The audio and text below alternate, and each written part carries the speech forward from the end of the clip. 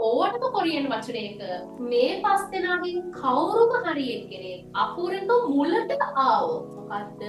අකුරක මේ විදිහට මුල් අකුර විදිහට ආවොත් එයාව උච්චාරණය කරන්නේ මේ පළවෙනි શબ્දෙට අනුව තේරුණාද එතකොට මෙයා වචනේ මුල නම් ඉන්නේ එයාට කියන්නේ කයන්න එතකොට මෙයා වචනේ මුල නම් ඉන්නේ එයාට කියන්නේ කයන්න මෙයා වචනේ මුල නම් ඉන්නේ එයාට කියන්නේ ලයන්න මෙයා වචනේ මුල නම් ඉන්නේ එයාට කියන්නේ කයන්න මෙයා වචනේ මුල නම් ඉන්නේ එයාට කියන්නේ ඡයන්න තේරුණා නේද මෙන්න මේ විදිහට තමයි උච්චාරණය කරන්නේ හැබැයි පළවෙනි අකුර විදිහට එනකොට විතරමයි එතකොට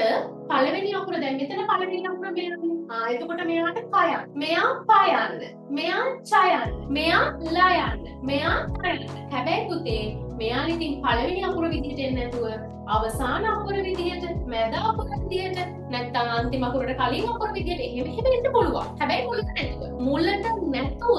මේ විදිහට අවසාන අකුර විදිහට දෙවෙනි විදිහට තුන්වෙනි අකුර විදිහට මුලට නැතුව එන හැම තැනකදී මෙයා උච්චාරණය කරන්නේ මෙන්න මේ දෙවෙනි පාර්ට් එක තියෙන සිංහල ශබ්දය. මෙයා මුලට නැතුව ආවොත් ගය, මෙයා මුලට නැතුව ආවොත් දය, මෙයා මුලට නැතුව ආවොත් රය, මෙයා මුලට නැතුව ආවොත් බය, මෙයා මුලට නැතුව ආවොත් ජය.